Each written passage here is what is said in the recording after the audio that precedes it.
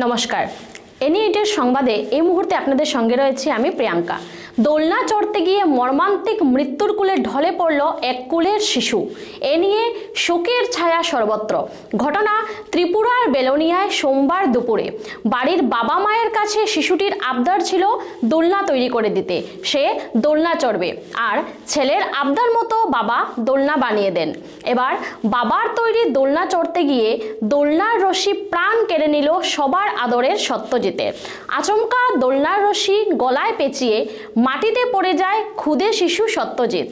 পরে তাকে হাসপাতালে নিয়ে যাওয়া হলে কর্তব্যরত চিকিৎসকরা তাকে মৃত বলে ঘোষণা করেন।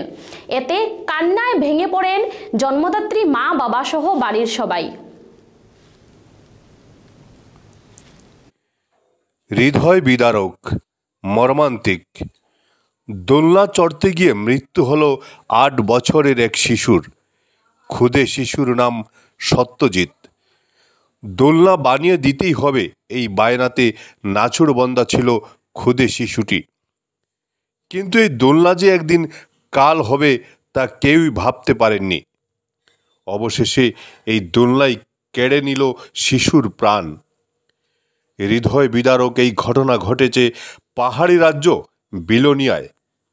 যে শিশুটি কিছুক্ষণ আগে পর্যন্ত বাড়ির সকলের সঙ্গে খেলাধুলা করছিল, অনেকের কোলে কোলে ফিরছিল, সেই শিশুটির গলায় দোলনার রশি পেঁচিয়ে মৃত্যুর কোলে ঢলে পড়বে। এহেন ঘটনায় বাকরুদ্ধ বাড়ির লোকজন সহ এলাকাবাসী।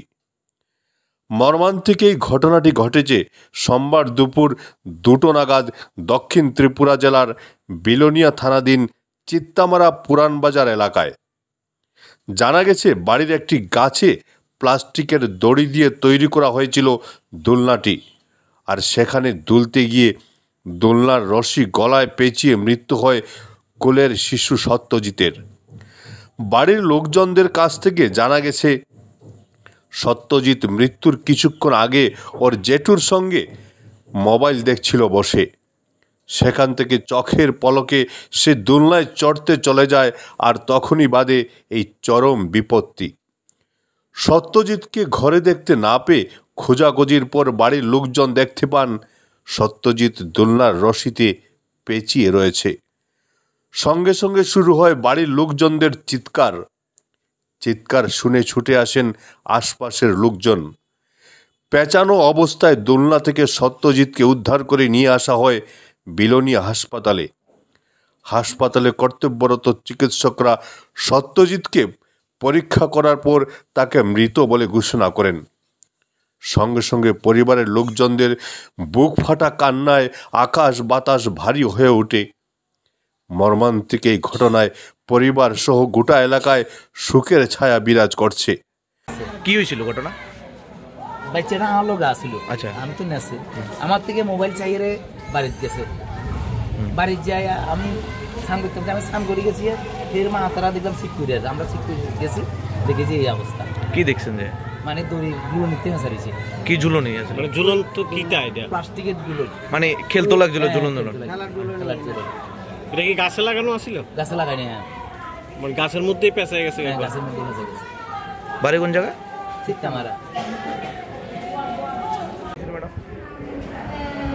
একটা বাচ্চার বাবা সত্যজিৎ নামে 8 বছরের বেকারটার দিকে হাসপাতালে আনছিল। তো আমরা তাকে মানে যখনই আনছিলাম মৃত মিলে পাইছি। এখন পুলিশ ইনফরমেশন দেওয়া হয়েছে কি কারণে মারা গেছে জানা। কি কারণে জানা গেছে ম্যাডাম? জানছেন বাড়ির লোকের কাছ থেকে? বাড়ির লোক বললেও কি জানি গাছের মধ্যে কি এটা আটকাইছে, গলাতে একটা মার্ক আছে। বাচ্চাটার বয়স কত ম্যাডাম? 8 বছর। নাম জানেন বাচ্চা? সত্যজিৎ। বাড়ি